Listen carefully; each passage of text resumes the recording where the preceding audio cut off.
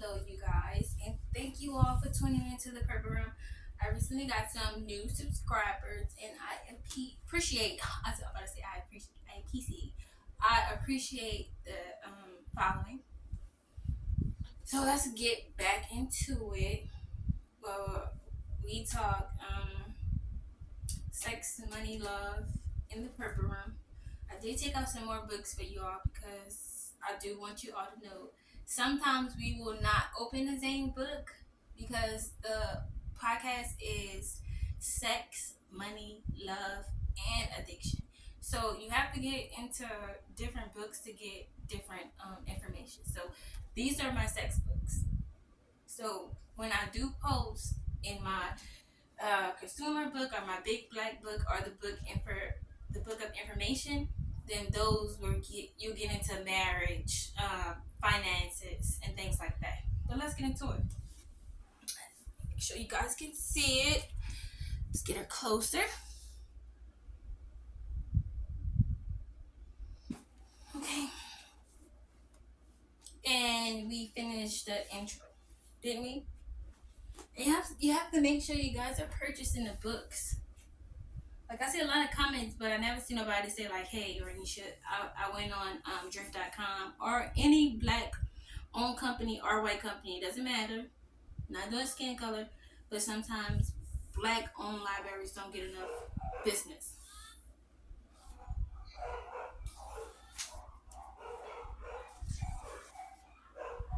So let's get into it. It's all or nothing. And you hear a lot of people say that it's all or nothing, but sometimes we get it. So when you say it's all or nothing, stand on it. And also go purchase the lavender lollipops. They're good too. And I also have some tea today. So if you're wondering what's in my cup today, it is tea. Uh-huh. Sitting in the intersection of Peachtree, I found myself consumed with how I had spent my evening. The black light from my cell phone had been blinking with missed text messages and missed calls from home.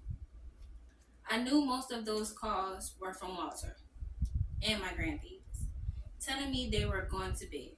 Somehow, over the past several months, I lost concern over keeping up with their schedule. My husband of 33 years told me of his whereabouts daily. I had grown tired of hearing the same old things day in and day out. I often found myself mouthing his every word. Whenever he spoke to me,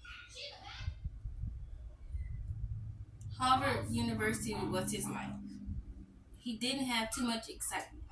He got up in the morning, did 5 miles on the treadmill, took 7.5 minute shower, splashed on the same gray furniture. Oh, that's not furniture, that's fountain. Aftershave and cologne he worn for 33 years. I ain't gonna lie, if somebody smelled the same way for 33 years, I think that I would probably die. I mean, coochie smell is one thing for 33 years, as long as it's good. But just, you don't want to smell like nothing else? What y'all think? Do y'all prefer your spouses to smell the same way? Or do you buy perfume for them or cologne for him to kind of switch it up? What's your thoughts on that?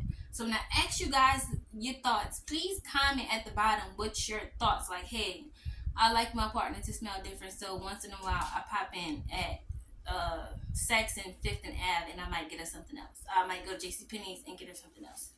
That's what I want to hear from you guys. Nothing else. Put on a pair of black slacks and a white dress shirt. Black socks made himself a bran muffin, a glass of apple juice, and a cup of black shaken, and drove his 1973 Dodge Charger to Lot D on the University of the campus. In the evening, when he got home, he talked my ears off about his day and his college students who had gotten on his nerves. Okay, so do you guys want to hear about your partner's day after work? I don't know. Me personally, I think that some of us need space after a long day because in my profession, people talk to me all day. So it's like, not saying it's a bad thing. Sometimes I just want to walk in the house and kind of let my mind rest because I'm constantly hearing my name all day, constantly hearing about somebody's sad story all day. So I guess your partner isn't being mean. You just kind of need some time to kind of wind down, like. But I guess to each his own. Some of us are different. Some of us don't mind, and some of us do. Okay. Lee flipping through the stack of papers. She was curling in her arms, heading towards the door, but stopped and stole a look at her watch. Look, I'm about to go to lunch myself, and I hate for you to have to come all this way for nothing. Would you mind joining me? I mean, I can understand if you don't want to since you just met me like 5 minutes ago. Would you have lunch with a stranger? I would. Not gonna lie. I would be lying if I said I wouldn't, because I would.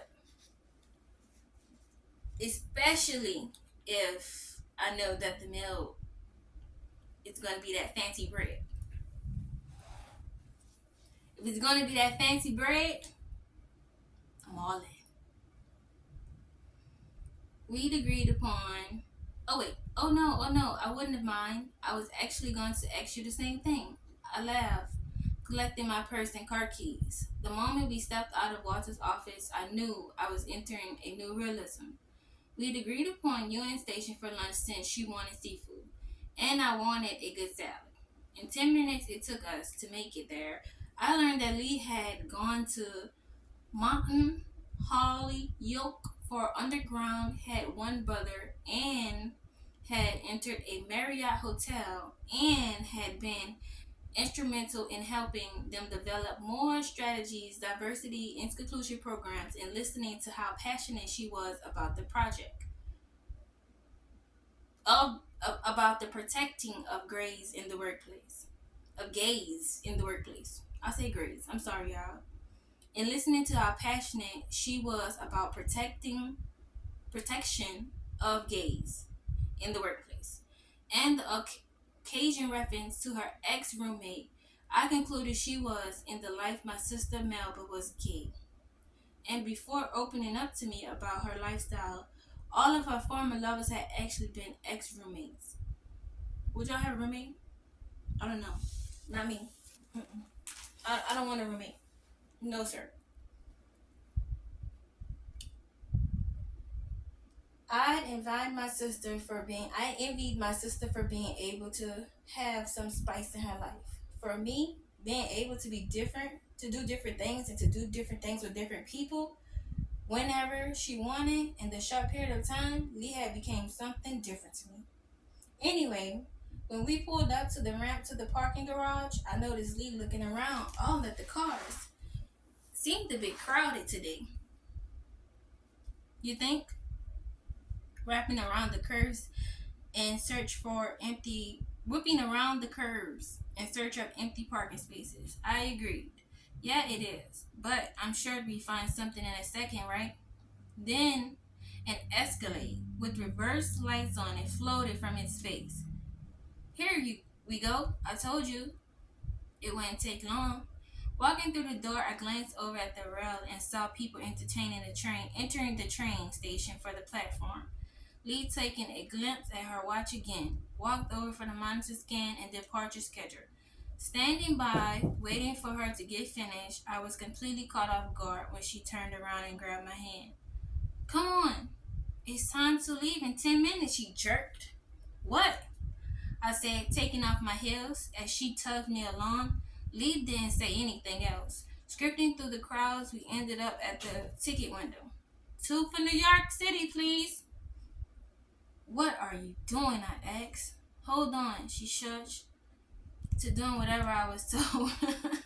I moved aside and leaned against the vacant corner to put my shoes back on and catch my breath. No sooner than I relaxed, Lee grabbed my hand again and took off towards the platform. I hope you don't mind. The sleeping car that's on, that is all they had left. Sleeping car? New York? What's going on? I asked.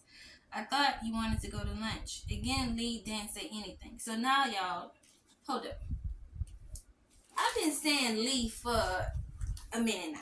So y'all thought that Lee was a man. Lee is a woman. She ain't a butch. And she ain't a dagger. She's a woman. But her name is Lee. So y'all don't have the books for some reason, but you need to go and get them so you can know also. So Walter is her husband. Lee is her co-worker, which is a female.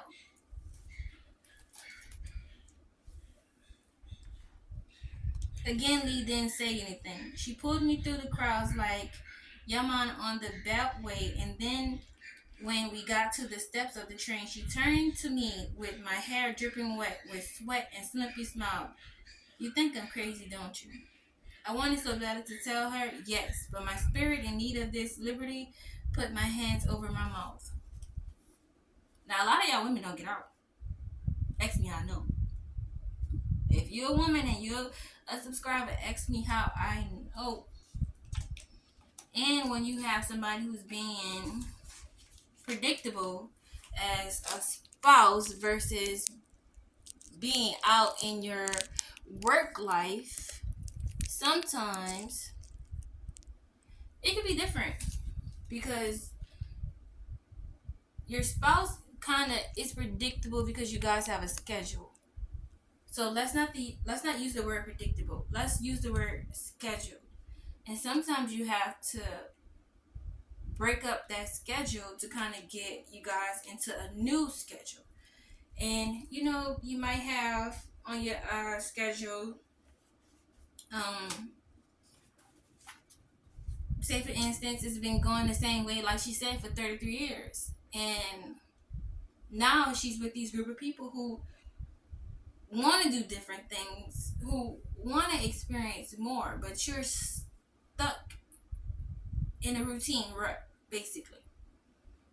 Some of you have to get out. Some of you have to today say, look, let's do something different. Whether it's a walk in the park, to go pick flowers, whether it's a movie, or you cook her a meal, or you run her ass through a train station if you close. Whichever one you choose. Choose something different for your spouse. Maybe you're used to taking her on dates. Don't take her out on a date. Plan a date at home. Maybe she's kind of mean. Be mean back. They like that. Yep. And do something nice for her in a mean way, but it'll turn out nice. Confusing, I know, but some of those suckers are hard to handle. So we're going to stop on page 7, and I am going to see you guys tomorrow. And remember to drink your H2O and pick up a book. Do not let me post this video, right? And y'all don't go pick up a book. That don't make sense to me. Go pick up a book. Even drop below what books you want me to read, because when I go on your books, they have Morton Zane, who writes these kind of urban novels. It's good. So you should go read them.